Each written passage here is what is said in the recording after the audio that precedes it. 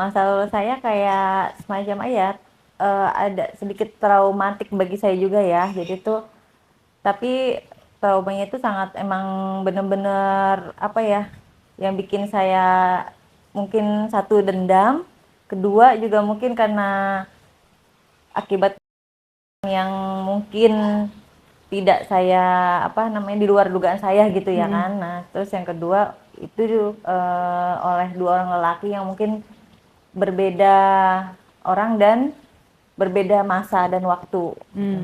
Coba Nah, seperti apa? ya kejadiannya itu saya belum menikah ya kan, belum menikah itu Mm-mm. pada zaman-zamannya saya tuh lagi sedang-sedang kayak bunga bunga kembang bunga lah di desa itu gitu. Bukan di desa, Umur di berapa? kampung. Itu sekitar 20-an ya. Oh. Di kala itu saya memang menjalani sebuah hubungan dengan pacar saya itu sudah hampir setahun. Nah, mungkin di sekitar lingkungan saya itu memang banyak yang menyukai saya gitu ya. Hmm. Nah, salah satunya sebut si A lah ya, si Hmm. A. Nah, si A ini memang ini banget kayak over acting banget sama saya untuk menyukai saya sampai sempat saya sudah mau nolak beberapa kali. Sempat Mm-mm. saya udah sampai kayak cewek itu jual mahal lah ya. Mm-mm. Nah, si A ini memang udah tahu saya sudah punya pacar. Mm-mm. Nah, sudah punya pacar tapi tetap dia tuh kekeh nggak mau, maksudnya tetap ngejar saya terus. Nah, pada Mm-mm. akhirnya waktu itu saya pulang dari kerja, waktu itu sempat kerja dan kuliah. Mm-mm. Waktu itu pulang kerja, ya, si A ini ngikutin saya pulang turun dari angkot. Nah, menuju angkot dan ke rumah saya kan lumayan tuh, mungkin Mm-mm. ojek sekitar 20 ribuan lah ya kalau Mm-mm. sekarang ini. Nah, itu Mm-mm. ditawarin sama si A ini, Neng mau nggak AA anterin sampai rumah? Dia bilang, makasih, maaf. Gitu. Ayo Neng, sekali-sekali dong. Apa AA anterin ke rumah? Enggak, saya udah punya pacar. Saya bilang gitu kan, saya jawab Mm-mm. jujur ya. Nanti pacar Mm-mm. saya marah gitu. Mm-mm. Terus berulang-ulang, dia tuh sampai nggak pernah ada ininya lemahnya buat ngejar saya sampai pada akhirnya pernah ngomong dia gini, Neng, waktu itu Neng pulang dari kuliah kerja jam berapa? Pokoknya saya jutekin terus tuh. Mm-mm. Nah, dia akhirnya sampai nungguin di gang, selalu nungguin saya dan dia tahu jam-jam saya pulang dan berangkat. Terus dia juga ngelihat saya sama pacar saya itu suka boncengan motor, suka dijemput gitu Mm-mm. kan. Mungkin dia agak cemburu atau gimana. Nah, waktu itu kebetulan dia ada sedikit tahu kabar kalau saya tuh ingin bertunangan sama pacar saya gitu Mm-mm. kan. Nah, terus setelah dia udah tahu mungkin dari salah satu teman saya, Mm-mm. waktu itu bener-bener nungguin saya katanya dari pagi sampai malam. Akhirnya Mm-mm. saya malam jam berapa ya? Sekitar jam 10 malam pulang dari Mm-mm. kuliah. Mm-mm. Dibilang gini, waktu itu memang udah agak mendung cuacanya juga. Mm-mm. Terus mendung mau hujan lah, dari juga Mm-mm. pulang agak malam. Saya takut dong udah dimarahin orang tua jam 10 ke atas saya sebenarnya sudah nggak ini udah takut lah, biasanya kalau jam segitu Mm-mm. saya nggak berani di atas jam Mm-mm. segitu pulang ke rumah. Nah, terus Mm-mm. dia nawarin lagi, ini udah malam, ayo anterin pulang udah mau hujan juga Mm-mm. gitu. Terus dia bilang, kata saya, enggak, saya udah ditungguin sama pas saya di rumah. Bohong si Neng mah selalu nolak saya melulu, kenapa sih Neng? Mm-mm. Kenapa sih kurang ganteng kurang gitu. Kalau Neng Mm-mm. mau nikah ya? Iya, saya mau tunangan.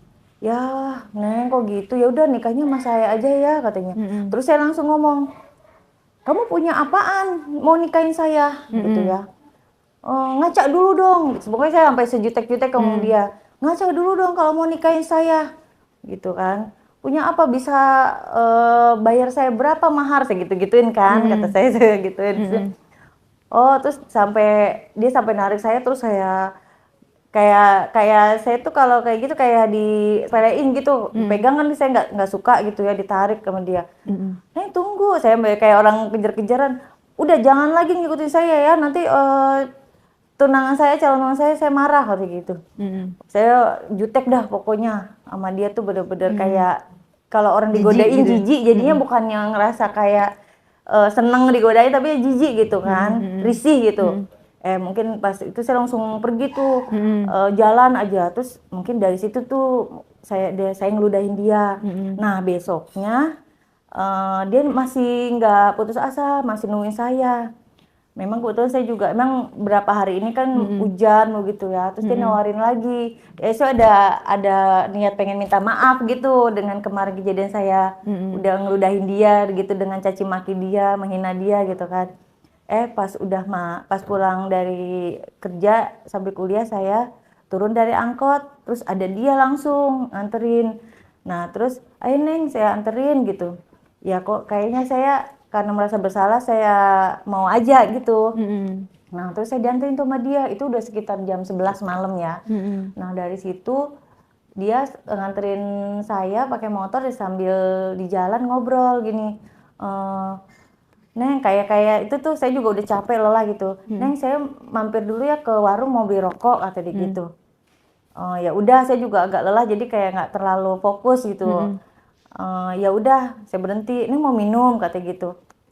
Ya udah boleh tapi kok pas mau beli minum tuh agak lama. Saya nunggu di agak jauh dari warung gitu kan.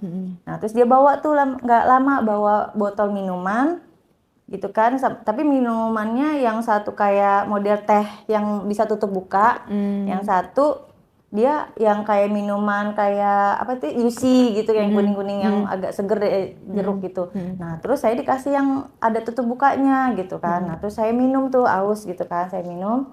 Nah sesuai jalan itu kok tiba-tiba saya agak sedikit kayak keleangan gitu, apa karena saya capek keleangan, terus tahu-tahu Neng gitu ya, udah berapa menit Neng kalau ngantuk pegangan A aja sini, pegang nggak Pak daripada Neng jatuh.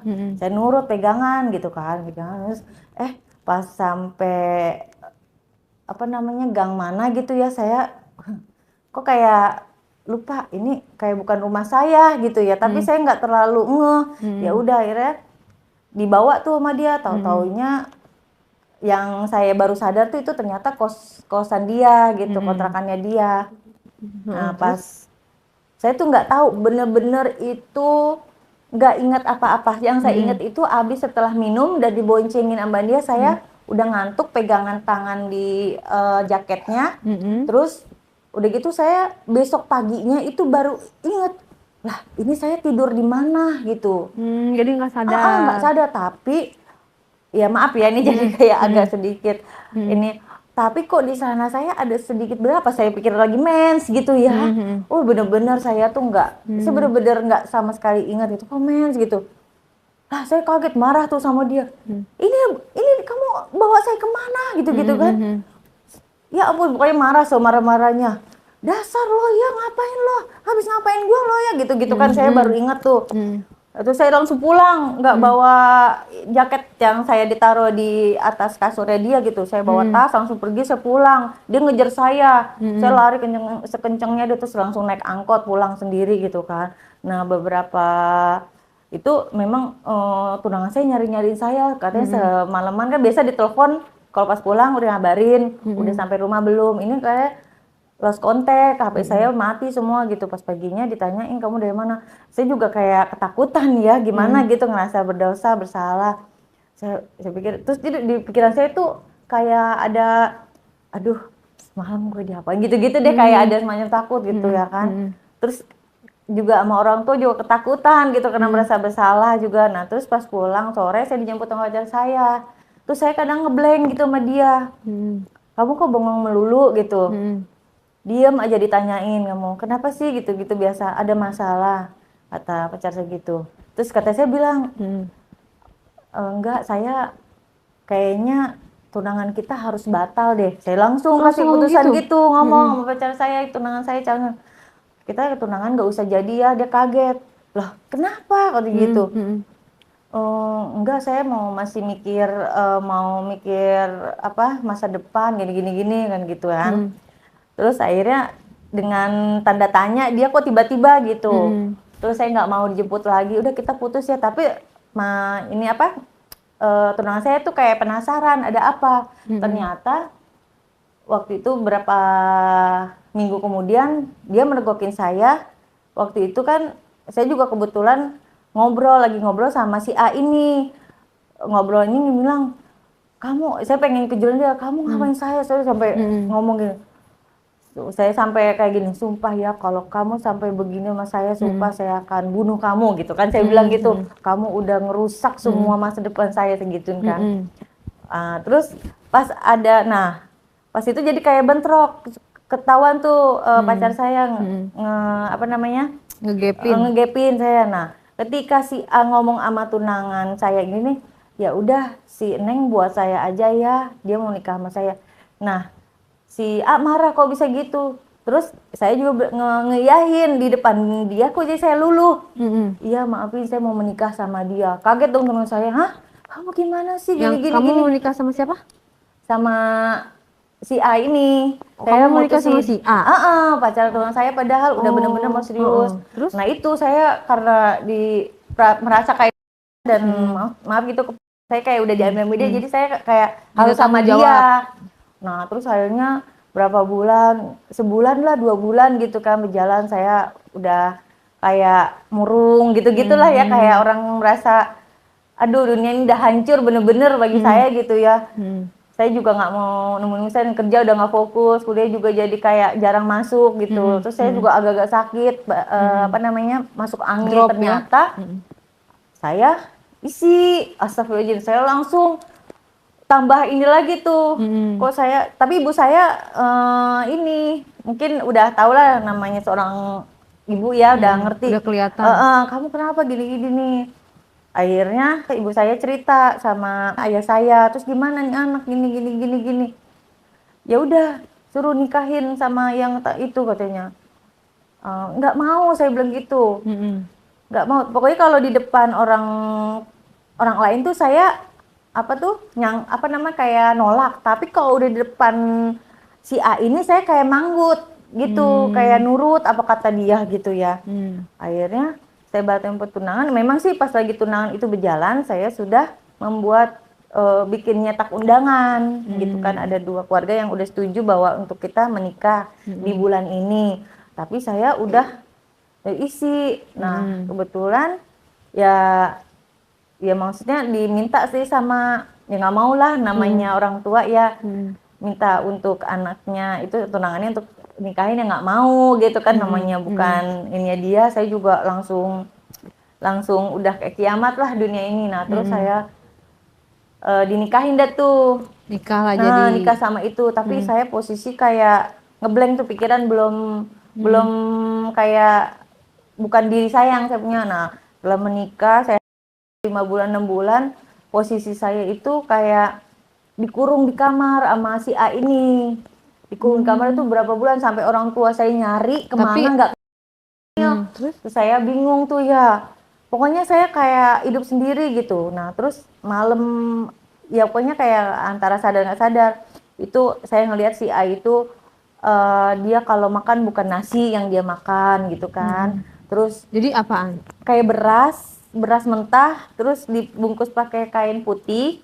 Terus di sampingnya saya temuin dompet, ada kan waktu saya mau minta beli makanan kan dia buka dompet, saya nemuin semacam kayak tisu kasa yang ada itu, entah tahu ke desa apa gitu.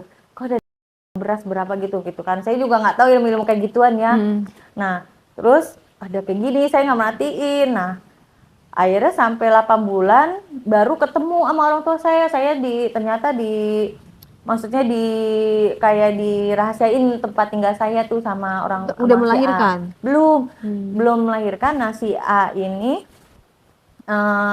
si A ini kayak nggak boleh ditemuin sama siapa-siapa saya ini gitu. Yang boleh temuin hanya si A doang gitu kan.